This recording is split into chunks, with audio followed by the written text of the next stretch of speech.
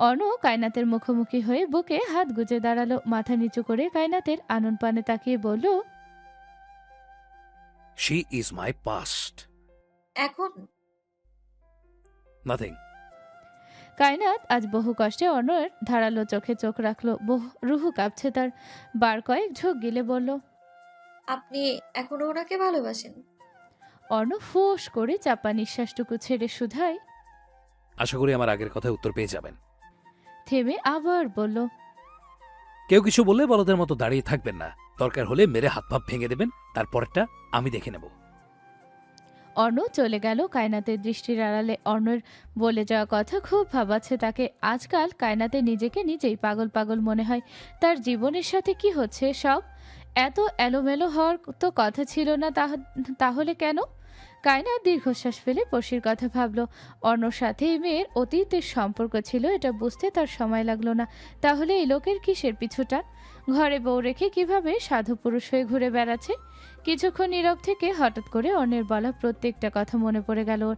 পড়শির সামনে কায়নাতকে নিজের বউয়ের পরিচয় দিয়েছে সে। আদৌ কি সে সত্যি শুনেছে নাকি ভুল? কায়নাত ফট করে উপরে তাকালো। অর্ণ নেই, চলে গেছে। কেন যেন অশান্ত মনটা ভীষণ হালকা লাগছে। ঠোঁটের কোণে মুচকি হাসি। অর্ণ নিজের ঘরে এসে মেহেরাবকে কল করলো। মেহেরাব কল রিসিভ করতেই অর্ণ দাঁত চেপে বলল, পড়শি বিড়িতে এসেছে, আমাকে জানাসনি কেন?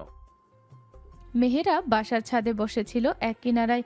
দৃষ্টি ছিল বাড়ির মেন রাস্তায়, যেখানে সুরঞ্জনা একটা ছেলের সাথে দাঁড়িয়ে কথা বলছে। অর্ণর এহেন প্রশ্ন শুনে সে কপাল কুঁচকে বলল। ও বাংলাদেশে এসেছে?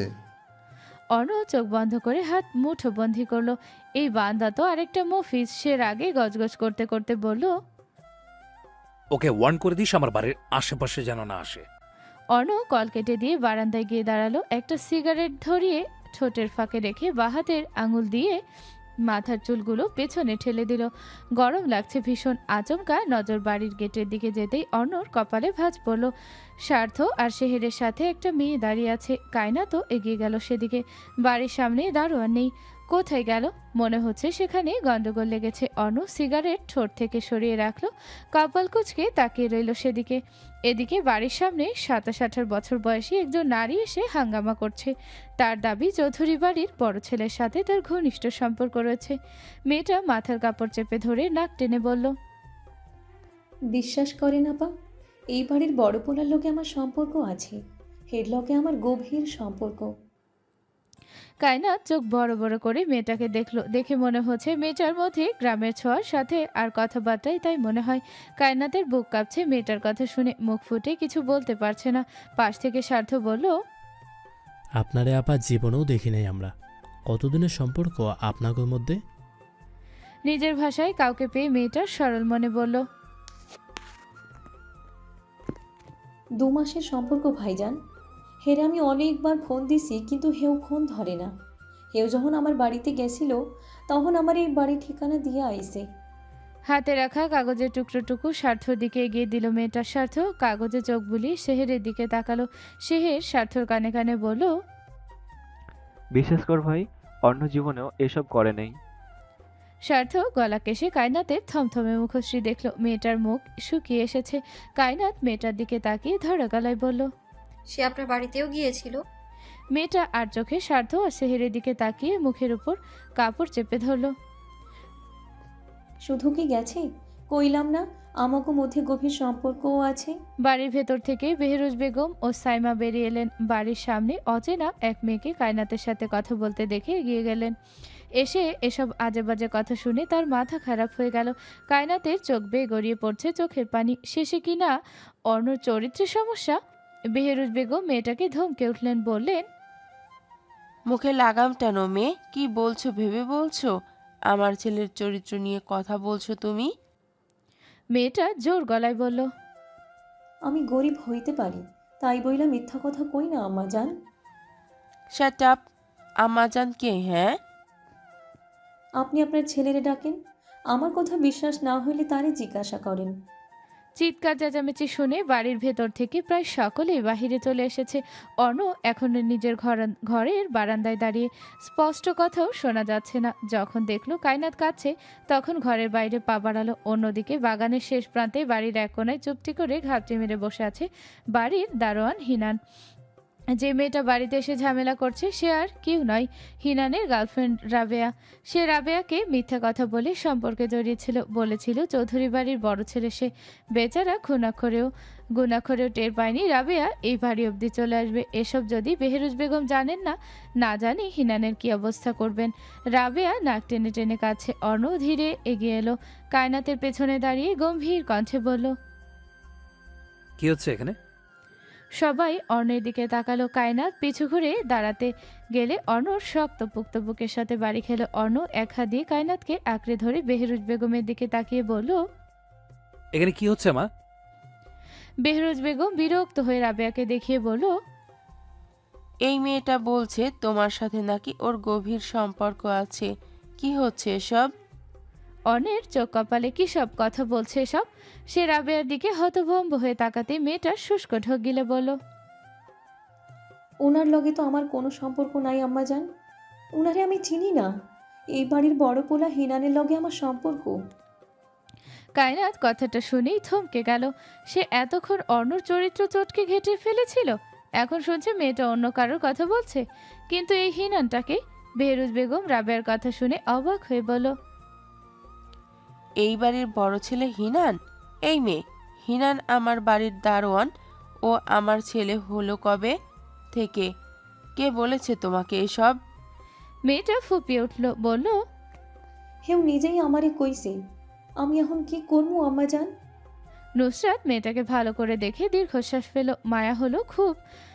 সে মিনমিন কণ্ঠে বলল, হিনান ভাইয়ের 3 বউ এবং 2 বাচ্চার সাথে গোটা একটা সংসার আছে, এটা আপনি জানতেন না? স্বার্থ পাশ থেকে হতবাক হয়ে বলল, হালা 3 বিয়া কইদা লাইলো রে, আর আমরা কি করলাম? চৌধুরী বাড়ির বিশাল ড্রয়িং রুম জুড়ে উপস্থিত সকলে রাবেয়া মেয়েটা কেঁদে কুটে নিজের বেহাল দশা বানিয়েছে। সেই তখন থেকে কেঁদে যাচ্ছে তো কেঁদেই যাচ্ছে। পাশেই নুসরাত বসে আছে। তার মায়া হচ্ছে মেয়েটার জন্য, কিছুটা হলেও নিজের জীবনের সাথে মিল পাচ্ছে। কায়নাত গাল ফুলিয়ে কপাল কুঁচকে রেখেছে। রাগ হচ্ছে তার, কিন্তু কেন সে বুঝতে পারছে না। পাশেই অর্ণ এবং নিশা বসেছে, আর সে মাঝখানে। স্বার্থ, শেহের, আইমান অন্য পাশে। বেহরুজ বেগম ও বেলি বেগম হতাশার নিঃশ্বাস ফেলছেন একটু পরপর। হিয়ানের কোনো খবর নেই, হতচ্ছাড়া কোথায় পালিয়েছে কে জানে। বেহরুজ বেগম রাগে ফোঁসফোঁস করে নিঃশ্বাস ফেললেন। আইমান হিনানকে খুঁজতে বাহিরে গেছে। আজ হাড্ডিগুড্ডি না ভাঙলে বেয়াদবটার শিক্ষা হবে না। অর্ণ আর চোখে কায়নাতের ফোলা মুখ দেখে কপাল কুচকালো। এমনিতে বাচ্চা একটা মেয়ে, তার মধ্যে গাল ফুলিয়ে আরও বাচ্চা সেজে বসে আছে। তার বিরক্ত লাগলো। পিচি বউ নিয়ে সংসার করতে হচ্ছে ভাবতেই শরীরে কাটা দেয়। তার মধ্যে মেয়েটা আরও বেশি বাচ্চা সেজে বসে থাকে। স্বার্থ বারে বারে নিশার দিকে তাকাচ্ছে। নিশা একবারের জন্য তার দিকে তাকায়নি। রাগে শরীর জ্বলে যাচ্ছে তার। এত ইগো এই মেয়ের। অবশ্য দোষটাও তার, হয়তো আলিশার সাথে দেখেছে বলে এত রাগ। সেও বা কি করতো? কত বড় সাহস! ফাইজকে মেরেছে বলে একদম পুলিশের কাছে চলে গেছে। ঠিকই আছে, এই মেয়েকে আরও জব্দ করা দরকার। খানিকক্ষণ পর আইমান হিনানকে নিয়ে বাড়ির ভেতরে ঢুকলো। হিনান ভীত নজরে রাবেয়ার দিকে তাকিয়ে শুষ্ক ঢোক গেল। হিনানকে দেখেই রাবেয়া উচ্চস্বরে শুধায়, ওই তো উনি। বেহরুজ বেগম বিরক্ত হয়ে হিনানের দিকে তাকিয়ে আছেন। অর্ণ উঠে দাঁড়ালো, হিনানের সামনে গিয়ে বলল, তোমার জন্য আজ আমার চরিত্র নিয়ে কথা উঠেছে হিনান ভাই। একটু তো লজ্জা শরম করো। ঘরে 3টা বউ বাচ্চা রেখে আবার অন্য এক নারীর সাথে সম্পর্কে কিভাবে জড়ালে? শেহের পাশ থেকে মাথা চুলকে বলল, শরম থাকলে কি আর 3টা বিয়ে করতো? হিনান মাথা নিচু করে বলল, মাফ কইরা দিও ভাই। রাবেয়া হিনানের সামনে এসে বলল, আপনি আমার এমনি ঠকাইলেন? আপনি আগে কেন কন নাই আপনার আগেও বিয়া হয়েছে? আপনি আমার লগে সম্পর্ক করছেন, কলঙ্কিত করছেন। এখন আমারে বিয়া করব কেডা? বলেই মেয়েটা ডুকরে উঠল। বেহেরোজ বেগম শুষ্ক ঠোঁট বেজালেন। হিনানের অলরেডি 3টা বউ, এখন যদি এই মেয়ের সাথে আবার বিয়ে দেওয়া হয় তাহলে চুল ছিঁড়াছিঁড়ি শুরু হবে। আবার রাবেয়ার সাথে বিয়ে না দিলেও সমস্যা। মেয়েটা যা বলছে তাতে মনে হচ্ছে এদের সম্পর্ক গভীরে চলে গেছে। তিনি দীর্ঘশ্বাস ফেলে শক্ত চোখে হিনানের দিকে তাকালেন, বললেন, যা করেছো খুবই খারাপ করেছো হিনান। এখন কি করতে চাই? হিনান মাথা নিচু করে বলল, কি করবো? সাইমা এতক্ষণ চুপ থাকলেও ওড়নার কোনা কুচকে বলল, খালাম্মা, একটা সত্যি কথা কই, এই হিনান আমারে ওই জালে ফাঁসাইতে চাইছিল জানেন। খালি কইতো, সাইমারে তোরে আমার অনেক ভালো লাগে, প্রেম করবি আমার লাগে। সাইমার কথা শুনে সবাই হতভাগ। ঘরে 3টা বউ রেখে আবার বাইরেও প্রেম, তাও আবার এই বাড়ির মেয়ের সাথে। বেহরুজ বেগম রাগে চোখ বন্ধ করে ফেললেন। কায়নাত চোখ বড় বড় করে হিনানের দিকে তাকিয়ে মুখ ফসকে বলে ফেলল, আমি তো জীবনে একটা প্রেমও করিনি, আর আপনি একসাথে 5টা। বলে মুখের উপর হাত রাখলো। ইস, কোথায় কি বলে ফেললো। নিশা ফিক করে হেসে দিল। অর্ণ বাঁকা চোখে কায়নাতের মুখশ্রী দেখলো। হিনান গলা কেশে মিনমিন করে বলল, ম্যাডাম, আপনি যদি বলেন তাহলে সাইমা আর রাবিয়া দুজনেরই আমি বিয়ে করতে রাজি। হতচ্ছাড়া, থাপ্পড় খেয়েছো কখনো? একে তো একটা মেয়ের জীবন নিয়ে ছেলে খেলা করছো, এখন সাইমাকেও তোমার চাই? সাইমাকে আমি ছোট থেকে বড় করেছি নিজের মেয়ের মতো, আর তুমি ওর দিকেই নজর দিয়েছো। হিনানের মুখটা চুপসে গেল। অর্ণ বিরক্ত হলো ভীষণ। শুধু শুধু কথা বাড়াচ্ছে সবাই। সে প্রস্থান করলো। ঘণ্টাখানিক বাদে কাজে এনে বাড়িতেই দুজনের বিয়ে দেওয়া হলো এবং কল করে তার 3 বউকেও জানানো হলো, নিশ্চিত আজ বেচারার বাসরের জায়গা কবর খোঁড়া হবে। পরের দিন কায়নাত ও নিশা কলেজ গেল। 3 দিন পর অনু এবং মাশফিক চৌধুরী দেশের বাইরে যাবেন। কাজ কবে শেষ হবে সেটা ঠিক জানেন না তারা। অনু অফিস রুমে বসে কাজ করছিল, মূলত কিছু ইম্পর্টেন্ট ফাইল চেক করছিল। এখন দুপুর গড়িয়েছে, খাওয়া হয়নি এখনো। মাশফিক চৌধুরী কোথায় যেন গেছেন অর্ণ জানে না। অর্ণ কাজের ফাঁকে একবার ফোন হাতে নিল। হোয়াটসঅ্যাপে মেসেজ এসেছে। পড়শির মেসেজ। একটা পিকচারে বিজয়ের বিধ্বস্ত দেহ দেখা যাচ্ছে। বিছানায় গুটিয়ে শুয়ে আছে সে। নিচে লেখা, আমার ভাইকে তুমি কুকুরের মতো মেরেছো, ভেবো না তোমাকে ছেড়ে দেব, সময় হোক এর হিসাব দেখে ছাড়বো আমি। অন্য ঠোঁটের কোনায় হালকা হাসি ঝুলানো। তাকে দেখে মনে হচ্ছে বিজয়কে দেখে তার ভীষণ আনন্দ হচ্ছে। সে হাতের সাহায্যে মাথার চুল পিছন দিকে ঠেলে দিয়ে জবাবে বলল, The dog's tail is never straight. Arna নাম্বারটা ব্লক করে দিল। বিরক্ত লাগছে। মাশফিক চৌধুরী পার্টনার বানানোর জন্য আর মানুষ পেল না, সেই পড়শির বাবাকে বানাতে হলো। যেমন বাপ তেমন হয়েছে ছেলে মেয়েগুলো। অমানুষের জাত। অন্য কাজে মনোযোগী হলো। আজ একটা ইম্পর্টেন্ট মিটিং আছে সন্ধ্যায়। কায়নাত ও নিশা সবেমাত্র কলেজ থেকে বের হলো। বাইরে রোদের প্রখরতা কমে এসেছে। মেঘলা আকাশ। আজ বৃষ্টি হবে বলে মনে হচ্ছে না, তবুও বলা যায় না। কলেজ থেকে একটু দূরে বাইক নিয়ে বসে আছে স্বার্থ। সে নিশাদের গাড়ি পাঠিয়ে দিয়েছে। আজ নিশার সাথে কথা বলা দরকার। মেয়েটা বড্ড বেশি বেয়াদব হয়ে যাচ্ছে। না জানি কবে হাত থেকে ফসকে বের হয়ে যায়। কত শখের নারী তার। নিশা ও কায়নাত আশেপাশে চোখ বুলিয়ে দেখলো বাড়ির গাড়ি নেই। নিশা ফোন বের করে দেখলো ফোনে চার্জ নেই। বিরক্ত হয়ে বলল, গাড়ি কেন আসেনি এখনো? কায়নাত আশেপাশে ভালো করে চোখ বুলিয়ে দেখলো বা সাইডের রাস্তায় কোনায় বাইকের স্বার্থর দিকে চোখ যেতেই স্বার্থ হাত উঠিয়ে হাই দেখালো। কায়নাত বলল, আপু, ওই যে ওটা স্বার্থ ভাইয়া না? নিশা ফট করে তাকালো কায়নাতের ইশারা দেখে। স্বার্থই তো বাইক নিয়ে এগিয়ে এসেছে এদিকে। নিশা কায়নাতের হাত আঁকড়ে ধরে উল্টো পথে হাঁটা ধরলো। বলল, ওনার সাথে কথা বলবে না কায়নাত?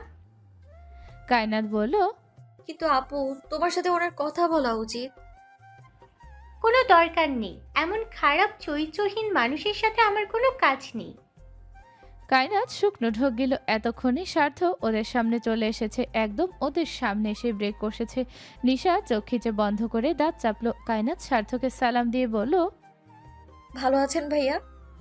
স্বার্থ বাইক থেকে নেমে বলল, ভালো থাকবো কি করে বলো, নেশা নাখরাই শেষ হচ্ছে না।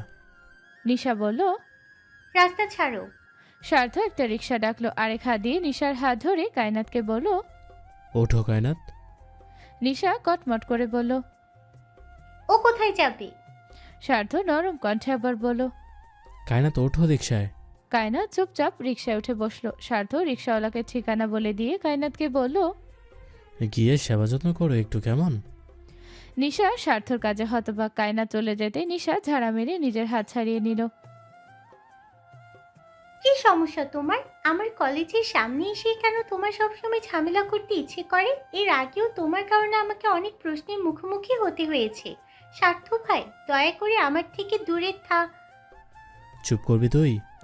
স্বার্থ ধমকে উঠল। আশেপাশের কিছু স্টুডেন্ট আর চোখে এদিকে তাকালো। নিশা শুকনো ঢোক গিলে আশেপাশে চোখ বুলিয়ে বলল, প্লিজ যাও স্বার্থ ভাই, এখানে ঝামেলা করবেন না। স্বার্থ নিশার কাঁধে হাত রাখলো, কাঁধে হালকা স্লাইড করে বলল, চুপচাপ বাইকে ওঠ, নাইলে এই রাস্তার মধ্যে চিৎকার চেঁচামেচি করে মানুষ জড়ো কর। তোর কলেজ দিয়ে কি আমি বাল ফালাবো? কে কি বললো না বললো, আই ডোন্ট কেয়ার। স্বার্থ ভাই, তুমি কিন্তু লিমিট ক্রস করছো। বাইকে ওঠ। কোন অধিকারে জোর করছো তুমি? আমি তোমার কে হই? স্বার্থ বিরক্ত হয়ে নিশাকে জোর করে বাইকে উঠালো। মেয়েটা এত ঘাড়তারা, যেমন ভাইগুলো ঠিক তেমন ছোট বোন হয়েছে। রক্তের না হলেও কানেকশন তো আছেই। কায়নাত চৌধুরী অফিসের সামনে দাঁড়িয়ে আছে। স্বার্থ তাকে শ্বশুরের অফিসে পাঠালো। সে তো ভেবেছিল বাড়ি পাঠিয়ে দিয়েছে, এখন দেখেছে অফিসে। তার কাছে ভাড়া নেই, বাড়ি যাবে কি করে?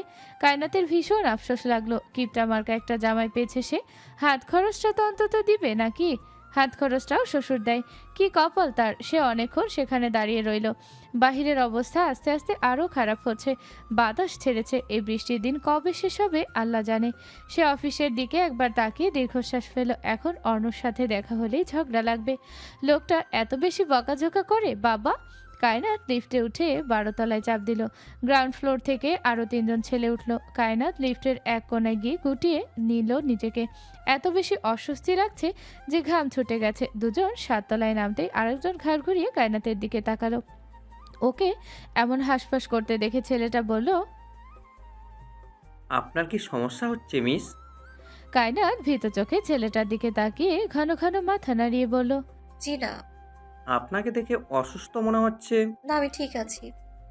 কোথায় যাচ্ছেন আপনি? লিফটের দরজা খুলে গেল। সামনেই অর্ণ কানে ফোন ধরে দাঁড়িয়ে আছে। কায়নাত আর সেই ছেলেকে সামনাসামনি দাঁড়িয়ে থাকতে দেখে সে ফোন রেখে দিল। কায়নাত সামনে তাকাতেই অর্ণকে দেখে যেন প্রাণ ফিরে পেল। তাড়াতাড়ি বাইরে বেরিয়ে এসে বলল, আমার জামাইয়ের কাছে এসেছি, এই যে ওনার কাছে। ছেলেটাও বেরিয়ে এলো। অবাক চোখে অর্ণর দিকে তাকিয়ে বলল, কিরে, তুই কবে বিয়ে করলি? অর্ণ আর চোখে কায়নাতকে দেখলো। মেয়েটা অর্ণর এক হাত জড়িয়ে ধরেছে। সে শুষ্ক ঠোঁট ভিজিয়ে বলল, তুই এখানে কি করছিস? ছেলেটার নাম ইমরান, অর্ণর ফ্রেন্ড। অর্ণর সাথেই দেখা করতে এসেছিল। সে হাসি মুখে বলল, তোর সাথেই দেখা করতে এসেছি। তোর তো ছুটি প্রায় শেষের দিকে, কবে আবার চলে যাবি? আর আমিও ব্যস্ত থাকি, তাই ভাবলাম আজ এসে দেখা করে যাই। অ্যাকচুয়ালি আমার এখন মিটিংয়ে অ্যাটেন্ড করতে হবে। It's very important. ফ্রি হবো কখন জানি না। তুই ওয়েট করতে পারবি? ইমরান হতাশার স্বরে বলল, আমার বনানি যেতে হবে, আজ আর হলো না। তুই কবে ফ্রি বল? কাল ফ্রি আছে। তাহলে কাল দেখা হচ্ছে। শিওর। ইমরান চলে যেতে অর্ণ মাথা নিচু করে কায়নাতের দিকে তাকালো। গলাকে সে বলল, হাত ছাড়ুন ম্যাডাম, তাহলে আমি ধরলে ছাড় পাবেন না। কায়নাত তাড়াতাড়ি হাত ছেড়ে দিয়ে দূরত্ব বজায় রেখে দাঁড়ালো। শুষ্ক ঠোঁট ভিজিয়ে বলল, ওই লোককে দেখে ভয় লাগছিল। কিসের ভয়? ছেলে মানুষ, তার মধ্যে আবার একা ছিলাম আমি। কারোর জানের ভয় থাকলে আপনার দিকে হাত বাড়াবে না। So relax. বাড়বে। আপনি এখানে কি করছেন ম্যাডাম? কায়নাত অদ্ভুত চোখে অর্ণর দিকে তাকালো। লোকটা কি নেশা করেছে? এমন করে কথা বলছে কেন? কেমন অদ্ভুত শীতল অর্ণর দৃষ্টি। ঠোঁট কামড়ে কপালে ভাঁজ ফেলে তার দিকে তাকিয়ে আছে। কায়নাত বার কয়েক ঢোক গিলে বলল, স্বার্থ ভাইয়া পাঠিয়েছে। স্বার্থ কেন এখানে আপনাকে পাঠাবে? উনি নিশাপুকে নিয়ে কোথায় যেন গেছে। অর্ণ কিছুক্ষণ কায়নাতের অস্থির ভাবভঙ্গি দেখে পেছন দিকে হেঁটে যেতে যেতে বলল, ফলো মি। কায়নাত দৌড়ে অর্ণের পেছনে পেছনে হাঁটা ধরল। অর্ণ নিজের অফিস রুমে ঢুকে দরজা টেনে দাঁড়ালো। কায়নাত ঢুকতেই দরজা লক করে দিল। অর্ণের রুমটা বাড়ির মতোই বিশাল বড়। কায়নাত এর আগেও এখানে এসেছে। দক্ষিণে পুরো দেয়ালটাই কাচের, যেখান দিয়ে পুরো শহর দেখা যায়। বাহিরে হালকা বৃষ্টি শুরু হয়েছে। কায়নাত ঘেমে নিয়ে একাকার। অর্ণ দেখলো তাকে। তার কক্ষের সাথে আলাদা একটা রেস্ট নেওয়ার জন্য রুম আছে। সে ভেতরের দরজা খুলে কায়নাতকে বলল, ম্যাডাম এইদিকে আসুন।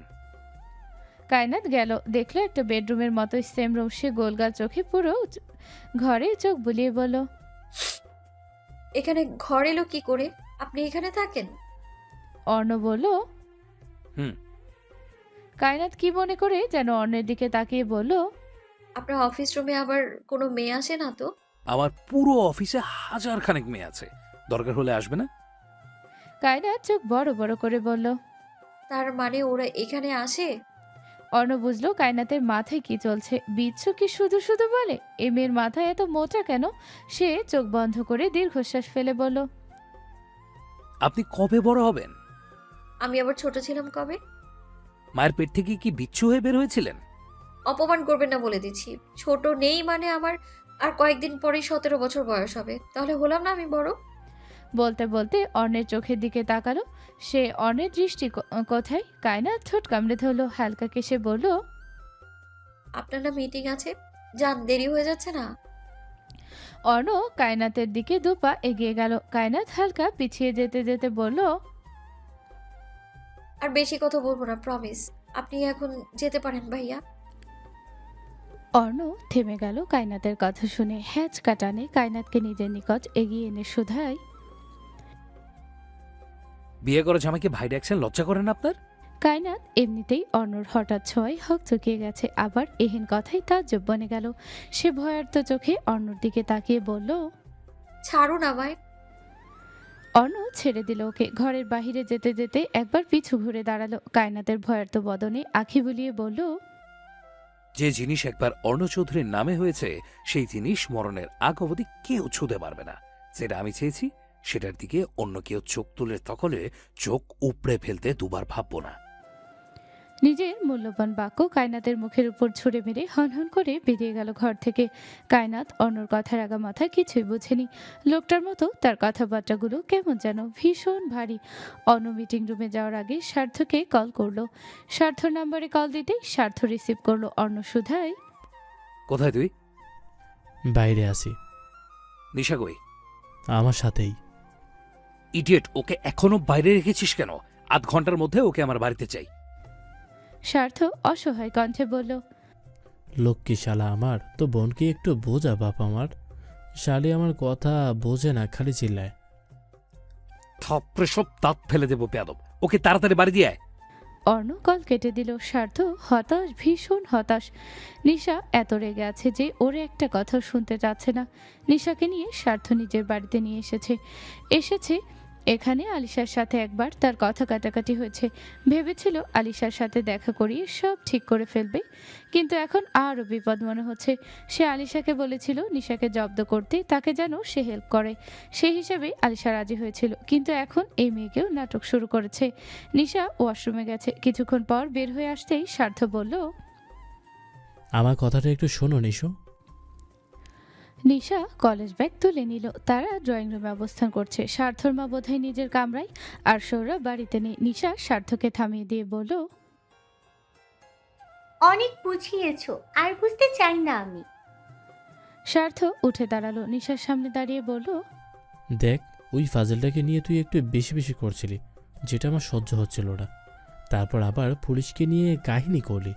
সব মিলিয়ে তোকে একটু জব্দ করার জন্য আমি আলিশাকে বলছিলাম আমাকে হেল্প করতে। ওর সাথে আমার কোনো সম্পর্ক নেই, বিশ্বাস কর।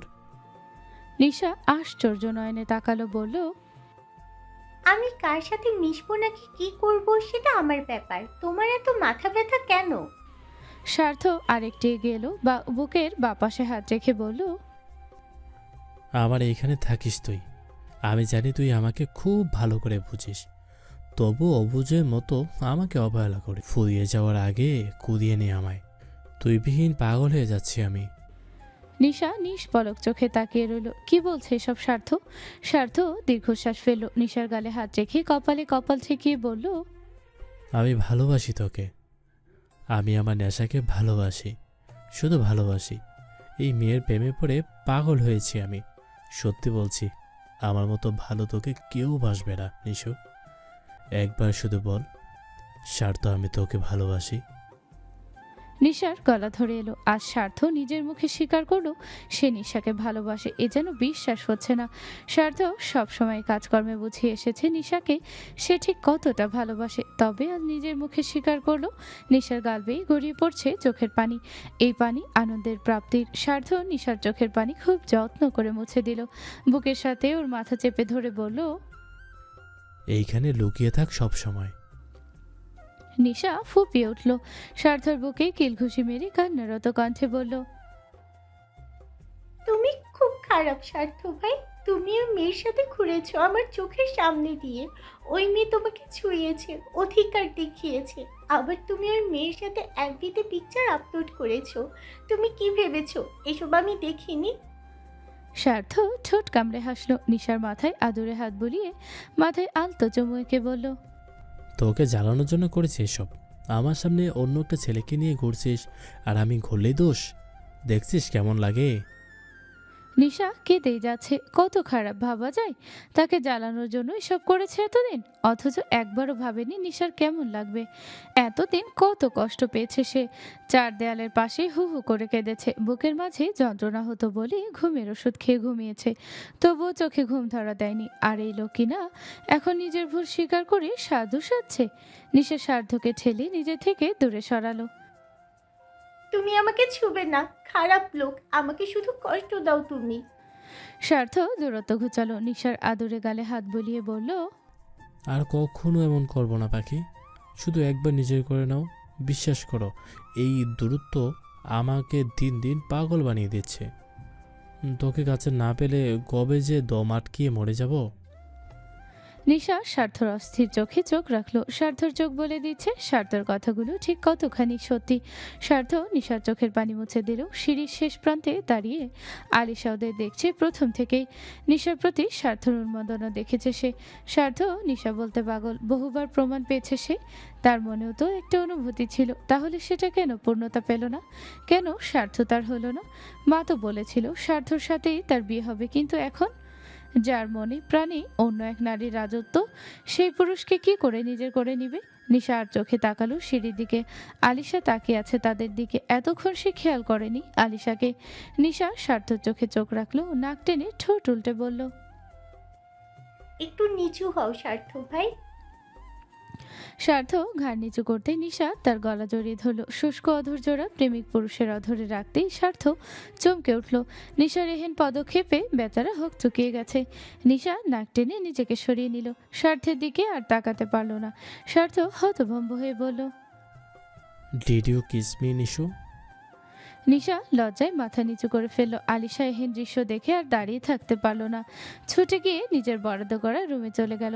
স্বার্থ ঠোঁটের কোণে মুচকি হাসি। দীর্ঘ 1.5 ঘন্টা মিটিং করে সবেমাত্র বের হলো অর্ণ। স্বার্থ মেসেজ করেছে আরও ঘন্টাখানেক আগে। বলেছে সে নিশাকে বাড়ি পৌঁছে দিয়েছে। অর্ণ মেসেজ দেখে ফোন পকেটে ঢুকিয়ে রাখলো।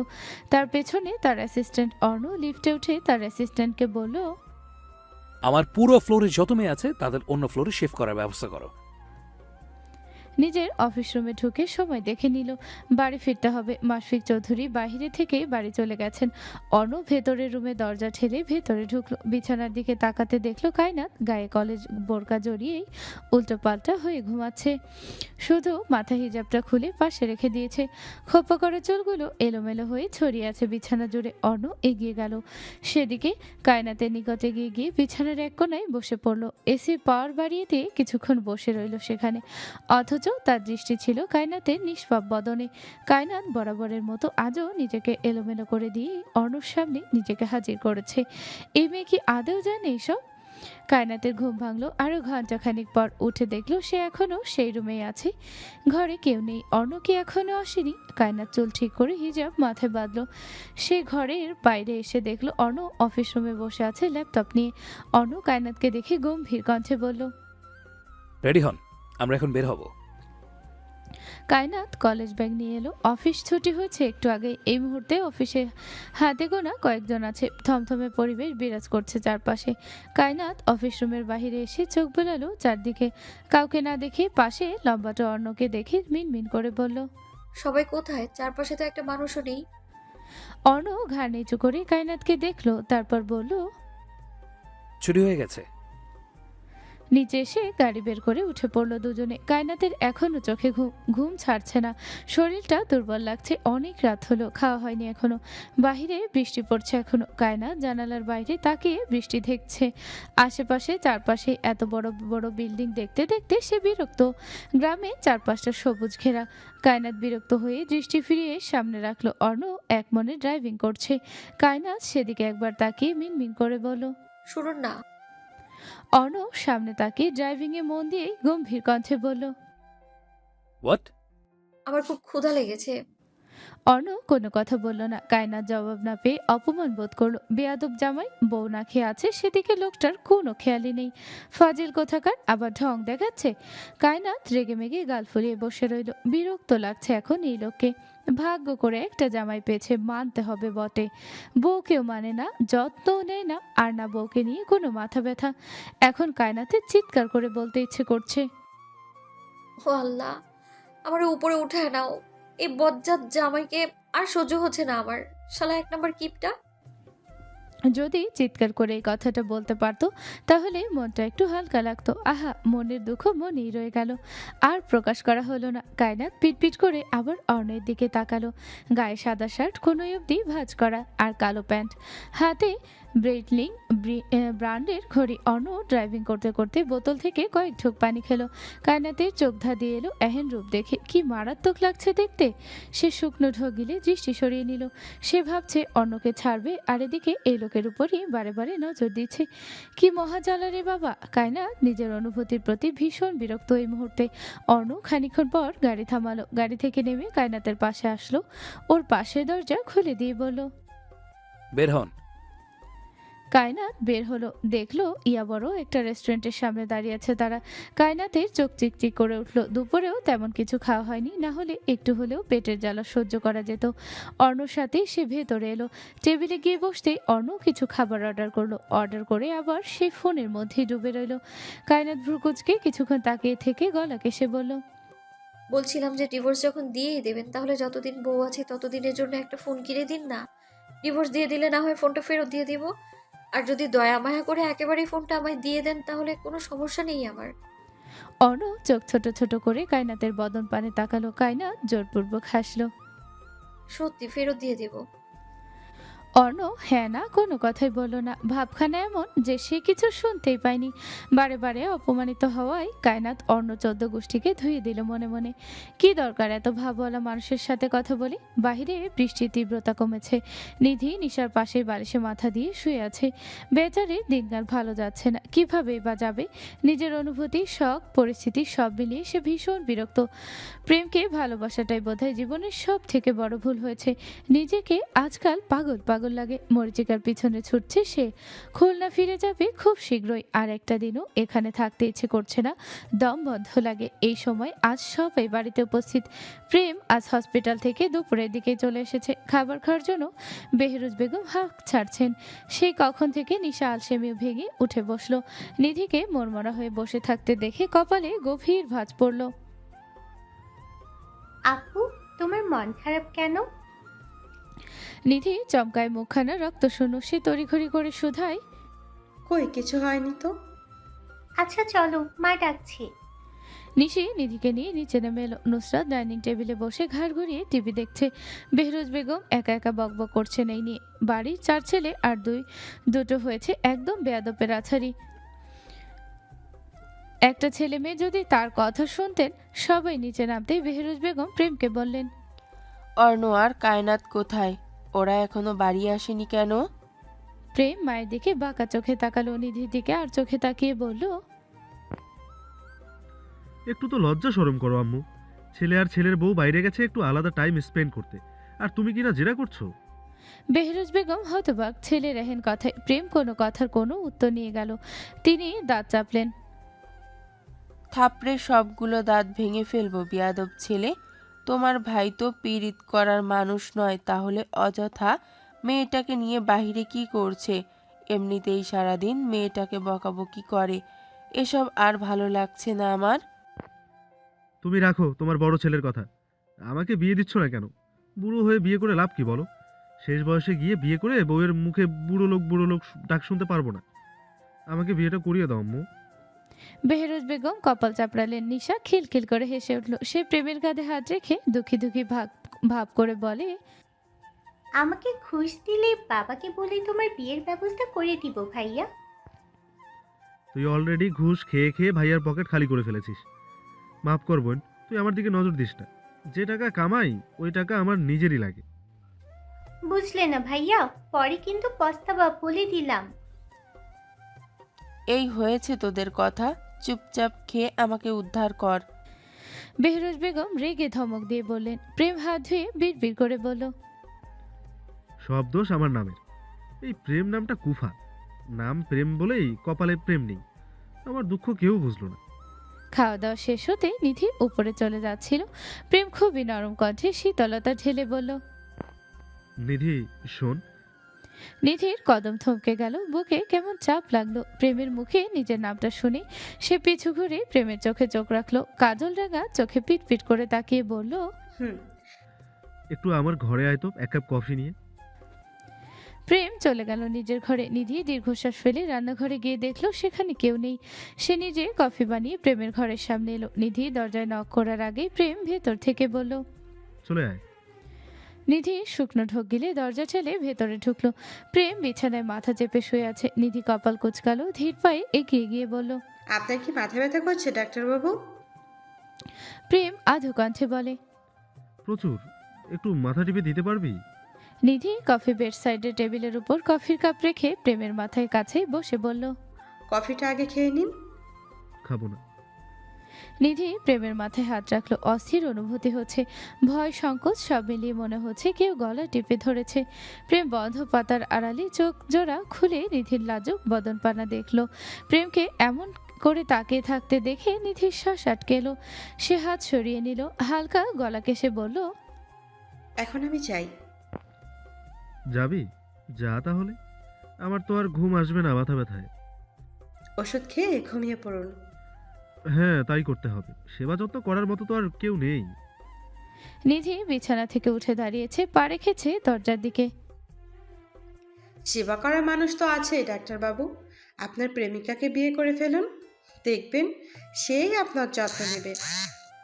তখন আর নিধিকে দরকার হবে না। নিধি বেরিয়ে গেছে ঘর থেকে। প্রেম ফোট করে উঠে বসলো। মাথা ব্যথা তো করছিল না। নিধির সাথে একটু ঝগড়া করার জন্য অছিলা খুঁজছিল সে, কিন্তু মেয়েটা তো ইমোশনাল হয়ে গেল। প্রেম মাথা চুলকালো, ঠাস করে বিছানায় শুয়ে কিছুক্ষণ চুপ রইল। বউ ছাড়া ভালো লাগে না রে। কবে একটা বউ হবে, লাল টুকটুকে বউ। প্রেমের মুড ভালো না, তাই ভাবলো স্বার্থকে কল দিয়ে একটু ঝগড়া করবে। যেই ভাবা সেই কাজ। স্বার্থ নিজের রুমে গিয়ে মাত্রই বিছানায় শুয়েছে। এমন সময় প্রেমের কল পেয়ে রিসিভ করতেই প্রেম বলল, হে সেক্সি বয়, কেমন আছো প্রিয়? স্বার্থর কাশি উঠে গেল এহেন সম্বোধনে। সে অবিশ্বাস্য স্বরে বলল, এই তুই কে রে?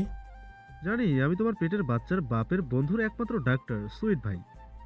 বিয়াদব, রাত দুপুরে কল করে আমাকে বিরক্ত করছিস কেন? আমার বউ দরকার জানু। বউ ছাড়া রাত পার হয় না। দয়া করিয়া আমার বাপ মারে রাজি করাও গো। সিরিয়াসলি তুই যদি আমার সামনে থাকিস তাহলে তোর মেন পয়েন্টের চুল একটা একটা করে ছিঁড়তাম। প্রেমের মুখটা চুপসে গেল। সে শুকনো ঢোক গিলে বলল, ছি, কি সব বাজে কথা। এমন নোংরা কথা বললে আমার শরম করে। আমার হাতে একটা থাপ্পড় গেলে তোর ভুঁড়ি চটকে যাবে রে প্রেম। তোর কি এখন মার খেতে ইচ্ছে করছে? স্বার্থ ভাই, ভুলে যেও না, আমার বোন কিন্তু এখন আমার বাড়িতেই থাকে। বেশি বেশি করলে ওকে ওই ফাইজের সাথেই বিয়ে দিয়ে দেব। তুই কি আমাকে ভয় দেখাচ্ছিস? মোটেই না। আমার বোন, আমার রুলস। তুমি কচু গাছের সাথে ফাঁস দিয়ে মারা খাও, টাটা। বলে খট করে কল কেটে দিল প্রেম। স্বার্থ দাঁত কিরমির করে ফোন ছুঁড়ে মানুষ শূন্য বিছানায়। কপাল করে একটা হবু শ্বশুর বাড়ি পেয়েছে বেচারা। চারটা ভাই ডেঞ্জারাস, একটা তুলে আছাড় মারতে পিছু পা হবে না, আরেকটা ডাক্তার বাবু পেট কেটে ভুঁড়ি চটকে ফেলবে। আর রইল ছোট দুইটা, একেবারে বিছু। দেখা গেল দুটো চিপাই চাপাই গিয়ে বাকি অর্ধেক কাজ সেরে ফেলবে। অর্ণ খোলা বারান্দায় বসে বসে স্মোক করছে, ঠোঁটে জ্বলন্ত সিগারেট ধরা, বাতাসে মাথার চুলগুলো হালকা দুলছে, মিষ্টি নরম বাতাসে ছুঁয়ে দিচ্ছে কারোর বুকের বা পাশে লুকানো শখের পুরুষকে। অর্ণ উঠে দাঁড়ালো। ঘরে পানি নেই, রাতে তার পানি প্রয়োজন হয়। এদিকে নিশার ঘরে নিধি, নিশা ও কায়নাত বসে বসে এখনো গল্পে মজে আছে। নিশা কথায় কথায় বলল, আমার ভাই এত হ্যান্ডসাম আর তুমি পুরো খাটাস বলো কেন? হ্যাঁ, আমার ভাইয়ের মতো সুন্দর হ্যান্ডসাম ছেলে তুমি পাবে কোথাও? কথাখানা শুনে অর্ণের পা থেমে গেল। দরজা খোলা রেখে এরা মিটিং করছে তাকে নিয়ে। অর্ণ কপাল কুঁচকে দরজার সামনে দাঁড়িয়ে রইল। কায়নাতরা তাকে খেয়াল করেনি এখনো। কায়নাতের উত্তর শুনবার জন্যই মূলত তার পা থমকে গেছে। কায়নাত মুখ বাঁকালো নিশার কথায়। আমি কি দেখতে খারাপ? তুমি জানো আমার পেছনে কত ছেলে ঘুরে। নেহায় তোমার ভাইয়ের কপাল ভালো যে আমার মতো একটা ছোট্ট খাটো সুইট বউ পেয়েছে, বুঝলে? বুঝলাম, কিন্তু তোমার কপালও সোনা দিয়ে বাঁধা, বুঝলে? আমার ভাইয়ের মতো একজন মানুষ তোমার জীবনের সাথে জুড়েছে। কায়নাত জোরপূর্বক হাসলো, বলল, সোনায় বাঁধা জীবন আমি তো চাইনি, একটু ভালোবাসা, যত্ন, সম্মান, মর্যাদা চেয়েছিলাম। থেমে আবার বলল, তোমাদের কাছে লুকাবার মতো কিছুই নেই। আমি মেয়ে মানুষ, হয়তো আমার বয়স কম, কিন্তু আমি জ্ঞানহীন নই। আমার যেহেতু বিয়ে হয়েছে, সেই ক্ষেত্রে আমার সংসার নিয়ে হাজারো স্বপ্ন থাকতেই পারে। আমি কি ভালো একজন দায়িত্ববান স্বামী ডিজার্ভ করি না?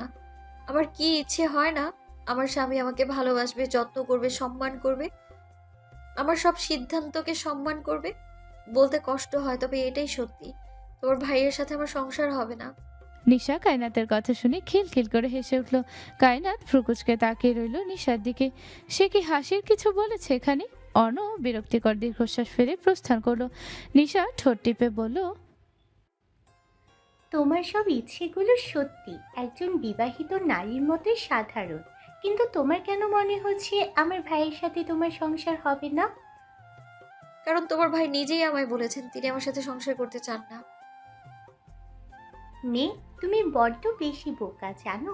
আমার ভাইকে দিয়ে কেউ কোনোদিন জোর করে কিছু করাতে পারেনি কিংবা বাধ্য করেনি, কিন্তু এটা ঠিক তোমাদের বিয়েটা জোর করেই দেওয়া হয়েছিল, তাই বলে ডিভোর্স দেওয়া এত সহজ? কায়নাতের চোর শক্ত হলো। সে সিরিয়াস ভঙ্গিমায় বলল, সহজ না হলেও আমার ডিভোর্স চাই। এই সম্পর্কে কোনো মানেই হয় না। হয়তো ফিউচারে গিয়ে আমার অনেক সমস্যার সম্মুখীন হতে হবে, তাই বলে আমি আমার পুরো জীবন নষ্ট করতে পারবো না। আমি একটা মানুষ, আমারও তো ইচ্ছে হয় একটু শান্তিতে বাঁচতে। তোমার ভাই যেহেতু চায় না এই সম্পর্ক অটুট থাকুক, সেই ক্ষেত্রে কোনো মানেই হয় না এইভাবে ঝুলে থাকার। নিশা মুচকি হাসলো কায়নাতের কথা শুনে। আমি দোয়া করি তুমি সব সময় সুখে থাকো। আমি আজ তোমায় বলছি, একদিন আমার ভাইয়ের বুকে মাথা রেখে তুমি বলবে, আপনার মতো আমাকে কেউ কখনো ভালোবাসেনি। আধারে তীরপ্রহর পেরিয়ে গেছে। অর্ণ ও মাশফিক চৌধুরীর আজ থাইল্যান্ডের ফ্লাইট। বিকেলে ফ্লাইট থাকায় এখনও তারা বাড়িতেই অবস্থান করছে। কাল শুক্রবার সুরঞ্জনার বাগদান হবে। অর্ণরা বের হলেই কায়নাতরা মার্কেটে যাবে। বেলি বেগম গত পরশু চলে গেছেন, আবার আসবেন পরে, তবে ছেলের জরুরি তলবে তাড়াতাড়ি চলে যেতে হয়েছে। এই 3 দিনে অর্ণর সাথে কায়নাতের তেমন কথাবার্তা হয়নি, দেখাই হয়েছে হাতে গোনা কয়েকবার। অর্ণ সবকিছু গুছিয়ে রেখেছে আগেই। এখন ওয়াশরুমে ঢুকেছে গোসল করতে। গোসল সেরে এসে জামা কাপড় পরে নিজেকে তৈরি করে নিল। কানাডা যাওয়ার সময় এগিয়ে আসছে। যতদিন এখানে আছে ততদিনের মধ্যে এই শিহাব খানকে রাস্তা থেকে সরাতে হবে। পড়শি একটার পর একটা ছেড় দিয়ে যাচ্ছে। এই মেয়ের এসব করা ছাড়া বোধহয় কোনো কাজ নেই। অর্ণ হাতে ঘড়ি পরে চুলগুলো সুন্দর করে সেট করে নিল। হঠাৎ দরজায় নক হয়। দরজা খুলতেই দেখলো কায়নাত হাতে একটা ছোট বক্স নিয়ে দাঁড়িয়ে আছে। আজ কায়নাত অনেকদিন পর অর্ণকে এমন গোছানো দেখলো। লোকটাকে তো দেখাই যায় না। অর্ণ দরজার সামনে থেকে সরে দাঁড়াতে কায়নাত বলল, আপনার জন্য মা পাঠিয়েছেন, নিন। ভেতরে রেখে যান। কায়নাত গুটি গুটি পায়ে এগিয়ে এসে বেড সাইডের টেবিলের উপর বক্সটা রেখে সোজা হতেই কোমরে ঠান্ডা হাতের স্পর্শ পেতেই কেঁপে উঠল। নারী সত্তা কেঁপে উঠতেই মেয়েটা ঠোঁট কামড়ে চোখ খিচে বন্ধ করে ফেলল। আঘাতপ্রাপ্ত জায়গায় অর্ণ হাত বুলিয়ে কপাল কুচকালো, শক্ত কণ্ঠে বলল, এখানে কি হয়েছে? কায়নাত অর্ণর হাত সরিয়ে আঁচল দিয়ে কোমর ঢাকলো, শুকনো ঢোক গিলে আমতা আমতা করে বলল, কিছু হয়নি। বলতে বলেছি এখানে কি হয়েছে। কায়নাত অর্ণ ধমক খেয়ে চমকে উঠল, এদিক ওদিক তাকিয়ে বলল, পরের টেবিলে কোথায় ব্যথা পেয়েছিলাম। ইডিয়েট, চোখ কোথায় থাকে? ব্যথা পাও কি করে? ব্যথা পেয়েছি আমি, কষ্ট হচ্ছে আমার, তাহলে আপনি চিৎকার কেন করছেন? অর্ণ দাঁত চেপে কায়নাতের ক্ষতস্থানে হাত চেপে ধরতেই ব্যথায় মেয়েটা ছটফটে উঠল। অর্ণর শার্ট খামচে ধরে দাঁত চেপে বলল, আল্লাহর দোহাই লাগে, ছাড়ুন, জ্বলে যাচ্ছে আমার শরীর। অর্ণ ক্ষতস্থানে হালকা হাত রেখে হাসকি স্বরে বলল, ক্ষত করার কথা আমার, আর করছে অন্য কিছু। আমার অধিকার নষ্ট করছেন আপনি। কায়নাতের অবয়ব ঝাঁকিয়ে উঠল। অর্ণ শার্ট ছেড়ে দিয়ে ছিটকে দূরে গিয়ে ক্ষতস্থানে হাত রেখে ঘাড় ঘুরিয়ে হালকা আঁচল উঠিয়ে ছলছল নয়নে তাকালো সেদিকে। কোমরটা জ্বলে যাচ্ছে, লাল হয়ে গেছে জায়গাটুকু। কায়নাত ক্ষত জায়গায় হাত রেখে টলমল চোখে অর্ণর শান্ত দৃষ্টিতে তাকিয়ে বলে, আপনি আসলেই একটা খারাপ লোক। I know. অর্ণর মধ্যে কোনো অনুশোচনা বোধ নেই। সে নিজের প্রয়োজনীয় সবকিছু গুছিয়ে লাগেজ নিয়ে ঘর থেকে বেরিয়ে গেল। যাওয়ার আগে একবারের জন্য কায়নাতের দিকে ফিরে তাকালো না। কায়নাত শক্ত পাথরের মতো অর্ণের প্রস্থান দেখলো। ধীর পায়ে অর্ণর বারান্দায় গিয়ে দাঁড়াতে দেখতে পেল অর্ণ এবং মাশফিক চৌধুরী গাড়িতে উঠে বসেছেন। গাড়ির ভেতর থেকে বাইরের মিররে অর্ণ কায়নাতের অশ্রু মিশ্রিত মুখমণ্ডল দেখে দৃষ্টি সরিয়ে নিল। লম্বা শ্বাস টেনে মেহেরাবকে একটা মেসেজ দিয়ে বেরিয়ে পড়ল বাড়ি থেকে। সেদিন কোনো রকম কেটে গিয়েছিল দিনটা। কায়নাতের কোমরে ব্যথা বেড়েছিল, তাই নিশা প্রেমকে বলে ওষুধ দিয়েছে। আজ শুক্রবার, সোহানা বেগমের বাসায় আজ যেতে হবে। সোহানা বেগম ভীষণ দুঃখ প্রকাশ করেছেন মাশফিক চৌধুরী এবং অর্ণর অনুপস্থিতির জন্য। মেয়ের জামাইকে এখনও তিনি বাসায় নিতে পারেননি। সবাই আজ সুরঞ্জনাদের বাসায় এসেছে। কিছু নিকটাত্মীয় এসেছেন এবং খুলনা থেকে কায়নাতের বড় চাচা চাচি এবং তুহিন এসেছেন। বেহরুজ বেগম সবার সাথেই টুকটাক কথা বলছেন। কায়নাতের বড় চাচি আর চোখে বেহরুজ বেগমকে দেখে কায়নাতকে বললেন, এহেন সময় চাচির এমন একটা প্রশ্ন শুনে হক চুকিয়ে গেল কায়নাত। কপালে গভীর ভাঁজ ফেলে বলল, মানে? বলতে বলতে কায়নাত শাশুড়ির দিকে তাকালো। বেহরুজ বেগমের গায়ে দামি জামদানি শাড়ি, হাতে গলায় কানে সব জায়গায় ডায়মন্ড দিয়ে মোড়ানো। বয়সটাও সেভাবে বোঝা যাচ্ছে না, দেখতে বেশ লাগছে। কায়নাত শুষ্ক ঠোঁট ভিজিয়ে শুধায়, এসব কথা কেন বলছেন? টাকার মুখ দেখলাম কই চাচি? টাকার কাছে বিক্রি হয়েছিলাম আমি। আপনি বোধহয় ভুলে গেছেন এই কথা। উষা বেগম মাথা নাড়লেন, বললেন। কায়নাত অবাক হয়ে উষা বেগমের মুখের দিকে তাকালো। বাবা এসেছিল? কবে এসেছিল চাচি? এখন উনি কোথায়? যত যাই হোক, সোহেল মির্জা নিজের আপন বাবা না হলেও বড় তো তার ঘরেই হয়েছে সে। আজীবন তো ওই লোককেই বাবা বলে ডেকে এসেছে কায়নাত। মা তো নেই, কিন্তু বাবাকে আজ দেখতে ইচ্ছে করছে। লোকটা নির্যাতন করলেও কায়নাত কান্নাকাটি করলে মাথায় আদুরে হাত বুলিয়ে দিতেন। মাঝে মাঝে খুব নরম কণ্ঠে শাসন করতেন। কায়নাতের বুক শূন্য শূন্য লাগছে, তৃষ্ণার্ত পাখির মতো বুকটা ছটফট করছে। কবে আবার বাবাকে এক নজর দেখতে পাবে সে? নিয়তির কি নিষ্ঠুর লেখা! যে লোকের কারণে একদিন তাকে টাকার কাছে বিক্রি হতে হয়েছিল, সেই লোকের জন্যই আজ যন্ত্রণায় বুক ফেটে যাচ্ছে। এটাই হয়তো বাবাদের প্রতি মেয়েদের ভালোবাসা। সে দীর্ঘশ্বাস ফেলল। কয়েকদিন পরই সে খুলনা যাবে, দেখে আসবে একটিবার নিষ্ঠুর বাবার বদনখানা। কায়নাত চাচির কাছ থেকে সরে গিয়ে ড্রয়িং রুমের এক কোনায় গিয়ে দাঁড়ালো। বাড়ি ভর্তি মানুষ, যার দরুন কোথাও গিয়ে শান্তি নেই। তুহিন এতক্ষণ কায়নাতকে খেয়াল করছিল। মায়ের সাথে কথা বলায় আর এগিয়ে আসেনি। এখন একা পেয়ে সে কায়নাতের নিকটে গিয়ে এলো, বলল, কিরে, আসার পর থেকে দেখছি আমাকে চিনতেই পারছিস না তুই? কায়নাত বলল, তেমন কিছু নয়, তোমার মায়ের সাথেই তো কথা বলছিলাম। আচ্ছা, তোর জামাই কই? ওলাকে তো এখনো দেখলাম না। কায়নাতের বিরক্ত লাগছে তুহিনের সাথে কথা বলতে, তবুও ভদ্রতার খাতিরে বলল, উনি আর আমার শ্বশুর দেশের বাইরে গেছে। তুহিন আলতো হাসলো, বলল, খুলনা যাবি কবে? যাব, খুব শীঘ্রই যাব। রাতে বাগদান শেষ হলো, খাওয়া দাওয়া করে বেহিরোজ বেগম সবাইকে নিয়ে বাড়ি ফিরে এসেছেন। রাত 12টায় বাড়ি ফেরা হয়েছে তাদের। ক্লান্ত শরীর টেনে টুনেই সবাই সবার ঘরে গিয়ে ঘুমিয়ে পড়েছে। সকালবেলা ঘুম থেকে উঠে নিশার গায়ে জ্বর দেখে কায়নাত মাথায় পট্টি দিয়ে দিয়েছিল। প্রেম জ্বরের ওষুধ দিয়েছে বলে আজ রেস্ট নিতে কায়নাত সকালে নাস্তা করে আজ একাই কলেজে এলো। জুনাইরা ও দীপ্ত পাশাপাশি বসে আড্ডা দিচ্ছিল। বোরকা পরিহিত কায়নাতকে দেখে দীপ্ত হাত উঠিয়ে বলল, এই কায়নাত, এদিকে আসো। কায়নাত ওদের কাছে এগিয়ে গিয়ে ব্যাগ রাখলো, বলল, তুমি মেয়েদের সিটে বসেছো কেন? দীপ্ত দাঁত কেলিয়ে হাসলো, বলল, নিশা বেবিকে তো পটাতে আমার দিনরাত পরিশ্রম করতে হয়, তাই ভাবলাম ফ্রি টাইমটা জুনাইকে পটালে মন্দ হয় না।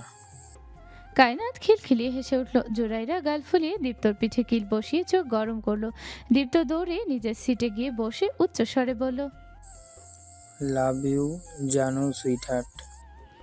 জোরাইরার মুখমণ্ডলে রক্ত জমাট বাঁধল। লজ্জায় মুখে রক্তিমাভ ফুটে উঠতেও কায়নাত জোরাইরার মাথায় টোকা মেরে বলল, এই তুমি আবার প্রেমে পড়ে গেলে নাকি? জুনাইরা নাক মুখ কুচকে বলল, এইসব কি বলছো তুমি? ওকে লজ্জা পাওয়ার কি আছে? আমি সবই বুঝি, বুঝলে? হ্যাঁ হয়েছে, সরো, দেখি স্যার আসবেন এখন। বিকেলের দিকে নিধি একাই বের হয়েছিল বাড়ি থেকে। সব সময় একই বাড়ির মধ্যে বন্দি হয়ে থাকতে তার ভালো লাগে না, তাই আশেপাশে একটু হাঁটাহাঁটি করার উদ্দেশ্যে বের হওয়া। কায়নাতের ফেরার সময় হয়ে গেছে। আশেপাশে এত মানুষের ভিড়, বাড়িধারা থেকে চৌধুরীবাড়ি বেশি দূরে নয়। নিধি প্রায় অনেকটা সময় একা একা হেঁটে বাড়িধারার কাছে চলে এসেছে। এই রোড দিয়ে প্রেমের হসপিটালে যেতে হয়। শেহরের বাসা যেহেতু এদিকে, তাই প্রায় প্রত্যেক দিনই বের হওয়া হয়। আজ কোথাও যাওয়ার প্ল্যান না থাকায় স্বার্থর বাসায় যাওয়ার জন্য বের হয়েছিল সে। বাইক নিয়ে আসার সময় রোডের ওপর পাশে চেনা পরিচিত মুখশ্রী দেখতেই সে বাইক সাইড করে। ভালো করে কিছুক্ষণ তাকিয়ে থাকার পর দেখে নিধি একা একা হেঁটে যাচ্ছে কোথাও। শেহের ভাবলো মেয়েটা হয়তো রাস্তা ভুলে এদিকে চলে এসেছে। সে বাইক রেখে রোড পার করে নিধির নিকট এগিয়ে গেল। হঠাৎ রাস্তার সামনে শেহেরকে দেখে নিধি হকচকিয়ে গেল। ভয়ে দুপা পিছিয়ে যেতেই শেহের হালকা হেসে বলল, আরে রিল্যাক্স, ভয় পাচ্ছ কেন? নিধি শুকনো ঢোক গেল। ভয় লাগছে না, তবে আকস্মিক শেহেরের আগমনে ভরকে গেছে সে। ভয় পাচ্ছি না, তবে হঠাৎ আপনাকে দেখে একটু ভয় পেয়েছি। আচ্ছা, তুমি এদিকে একা একা কোথায় যাচ্ছ? বাড়ির রাস্তা হারিয়ে ফেলেছ? নিধির খেয়ালই ছিল না বাড়ির রাস্তার কথা। সে পিছু ফিরে মেইন রোড দেখে আতঙ্কিত হয়ে শুধায়, হায় আল্লাহ, আমি কোথায় চলে এসেছি? একা একা এত পথ কি করে এলাম? শেহের কপাল চাপড়ালো। আমি যদি না থাকতাম তাহলে এখন তোমার কি হতো বলো তো? আমি সত্যিই বুঝতে পারিনি এতটা রাস্তা পার দিয়েছি। বাড়িতে কাউকে বলে বের হবে? হ্যাঁ, চাচিকে বলেছি। ঠিক আছে, তাহলে চলো তোমাকে ঘুরিয়ে নিয়ে আসি। নিধি শেহেরের দিকে তাকালো, আমতা আমতা করে বলল, না ধন্যবাদ, আমাকে একটু কষ্ট করে বাড়ি পৌঁছে দিলেই হবে। ঠিক আছে, রোডের ওই পাশে আমার বাইক রেখে এসেছি, চলো যাই। নিধি শেহেরের পিছু পিছু গেল। বাইকে ওঠার ঠিক একটুখানি আগেই সেখানে প্রেম এসে হাজির হলো। নিধির হাত টেনে ধরে হাসকি স্বরে বলল, কোথায় যাচ্ছিস? প্রেমের কণ্ঠস্বর শুনতে শেহের ও নিধি একসাথে পিছু ফিরে তাকালো। প্রেম হাতে ফোন আর অ্যাপ্রন নিয়ে দাঁড়িয়ে আছে সামনে। শেহের প্রেমকে দেখেই চমৎকার হাসলো। বাইক থেকে নেমে নিধিকে দেখিয়ে বলল, তোর প্রাণ নিয়ে কাজিন রাস্তা বলে এদিকে চলে এসেছিল, ওকে বাড়ি দিয়ে আসছিলাম। নিধি প্রেমের শক্ত চাহনির দিকে তাকিয়ে শুকনো ঢোক গেল। চোখের সাদা অংশটুকু লাল হয়ে আছে। প্রেম মাথা ঝাঁকিয়ে জোরপূর্বক হেসে বলল, আমি বাড়িতেই যাচ্ছি, আমি নিয়ে যাচ্ছি। বাই দ্য ওয়ে, তুমি কি আমাদের বাড়ি যাচ্ছিলে? আরে না, আমি সার্থর বাড়ি যাচ্ছিলাম, রাস্তায় ওকে দেখে বাইকে থামিয়েছি। ও ঠিক আছে, তাহলে যাও তুমি, আমিও ভীষণ ক্লান্ত। ঠিক আছে, সাবধানে যাস। থেমে আর চোখে নিধিকে দেখে বলল, এভাবে একা একা বাইরে বের হবে না, বুঝলে? সাবধানে থেকো। শেহের বাইক টান দিতেই প্রেম খোপ করে নিধির ডান হাতের কবজি আঁকড়ে ধরল। নিধি চমকের প্রেমের দিকে তাকাতেই প্রেম টানতে টানতে নিধিকে গাড়ির সামনে এনে গাড়ির দরজা খুলে ধাক্কা দিয়ে ছুঁড়ে মারল ওকে। হঠাৎ করে এসব ঘটে যায় মেয়েটা কিছু ঠাউর করতে পারল না। প্রেম ছুঁড়ে মারায় কপালের এক কোণায় হালকা ব্যথা পেয়েছে সে। ভীত নজরে প্রেমের দিকে তাকাতে প্রেম শব্দ করে গাড়ির দরজা লাগিয়ে দিল। কেঁপে উঠল সে, ভয়ে বুকের ভেতর দুরু দুরু করছে। হলো কি এত রেগে গেলেন কেন? প্রেম অপাশ ঘুরে ড্রাইভিং সিটে বসতেই নিধি ভীত কণ্ঠে বলল, আমাকে এভাবে আঘাত করলেন কেন? প্রেম গাড়ির স্টিয়ারিং এ জোরে বাড়ি মারল। নিধি চমকে ভয়ে ডুকরে উঠল। নিধির কান্নার শব্দ পেতেই প্রেম চোয়াল চেপে ধরে ধমকে উঠল। Don't shout. আধারে ঢাকা নির্জন রাস্তায় দুই নরনারী ব্যতীত আশপাশটায় কেউ নেই। রাস্তাটা ঠিক কোন দিকে যাচ্ছে বলা মুশকিল। ভীত নিধি চারপাশে একবার চোখ বুলিয়ে প্রেমের শক্ত চোয়াল পানে তাকিয়ে মিনমিন কণ্ঠে বলল, আপনি কোথায় নিয়ে যাচ্ছেন আমাকে? এই রাস্তায় একটা মানুষও নেই, আমার ভয় করছে। প্রেম গাড়ি থামালো। কি মনে করে যেন আবার গাড়ি ইউটার্ন নিয়ে শুধায়, একা একা বাইরে বের হয়েছিলি কেন? প্রেমের খড়খড়ে কণ্ঠস্বর নিধি শুকনো ঢোক গিলল, বলল, বাড়িতে একা একা ভালো লাগছিল না, তাই ভাবছিলাম। শেহের ভাইয়ের সাথে একটু ঘুরবি তাই তো? না না, ওনার সাথে তো আমার রাস্তায় দেখা হয়েছিল। তাহলে ওনার সাথে বাইকে উঠতে যাচ্ছিলি কেন? রাস্তা তো ভুলে গিয়েছিলাম, উনি বললো আমাকে বাড়ি দিয়ে আসবে। প্রেম আর চোখে নিধির মুখপানে তাকিয়ে দাঁত চিপিয়ে চিপিয়ে বলল, সত্যি করে বল। নিধি বিরক্ত হলো এই পর্যায়ে, তেজ দেখিয়ে বলল, বললাম না রাস্তা ভুলে গিয়েছিলাম বলে উনি বাড়ি দিয়ে আসতে চেয়েছিলেন। প্রেম গাড়ি থামালো। নিধি ভরকে গেল। হঠাৎ গাড়ি থামায়। প্রেমের দিকে তাকাতে প্রেম নিধির চোয়াল চেপে ধরলো, দাঁত কটমট করে বলল, মেয়ে মানুষকে বিশ্বাস করা আর জেনে বুঝে গলায় বিষ ঢালা সমান কথা।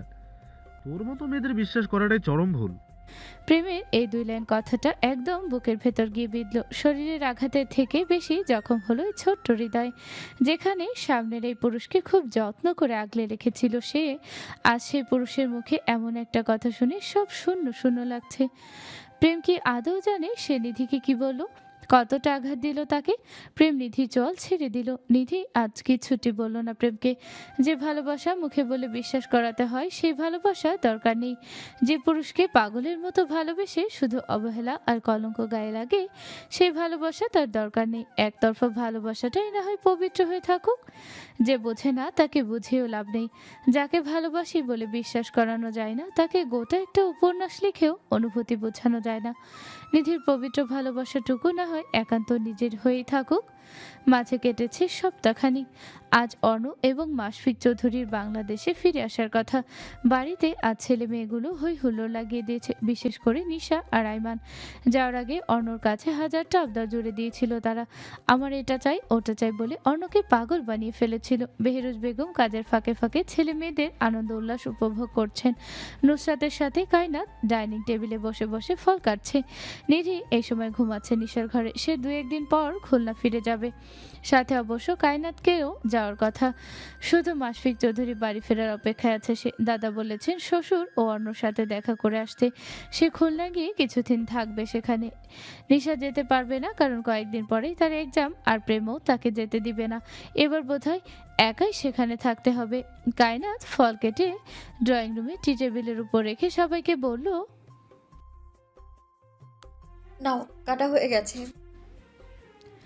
আইমান ঠাস করে সোফায় বসে পড়ল, বলল, ধন্যবাদ কায়নাত। বলতে দেরি আইমানের পিঠে আদালের কিল মারতে দেরি হলো না। আইমান পিঠ কুচো করে আদালের দিকে তাকাতে আদাল চোখ গরম করলো। আইমানের মুখটা শুকিয়ে এলো। শুষ্ক ঠোঁট ভিজিয়ে মিনমিন করে বলল, ধন্যবাদ ভাবি। কায়নাত জোরপূর্বক হাসলো। দামড়া ছেলেগুলোর মুখে ভাবি ডাক শুনলে তার নিজেকে বুড়ি বুড়ি লাগে। জামাই এক বুড়ো আর তার ভাই বন্ধুগুলো সেম। সে চোখ মুখ কুচকে সেখান থেকে রান্নাঘরে গেল। বেহরুজ বেগম ও সাইমা মিলে রান্না করছেন। এখন গরুর কালাভুনা রান্না করা বাকি। কায়নাত বেহরুজ বেগমের মুখখানা আগে দেখে নিল। শাশুড়ির মুড ভালো থাকলে সে রান্নার কথাটা বলবে। দেখে সব স্বাভাবিক মনে হয় সে মিনমিন করে বলল, আম্মু আজ কালা ভুনাটা আমি করি, আমার হাতের রান্না কিন্তু এতটাও খারাপ না। বেহরুজ বেগম কায়নাতের আনন্দ দেখে নিল। আজ মেয়েটাকে মানা করতে ইচ্ছে করছে না। তিনি মাথা নাড়িয়ে একটু সরে দাঁড়িয়ে বললেন, সাবধানে কাজ করবে। কায়নাত মুচকি হেসে মাথার ওড়না খুলে কোমরে বাঁধলো। রান্নাঘরে শাশুড়ি আর সাইমার সাথে কথা বলতে বলতে রান্নার কাজে এগিয়ে নিল। এয়ারপোর্ট থেকে মেহেরাব ও স্বার্থ রিসিভ করেছে অন্যদের। অন্যই আসতে বলেছিল ওদের। গাড়ির সামনে ড্রাইভ করছে স্বার্থ, আর পাশে মেহেরাব বসা। পেছনে মাশফিক চৌধুরী ও অর্ণ। মেহেরাব গলাকে সে শুধোই, আঙ্কেল আপনার মিটিং কেমন ছিল?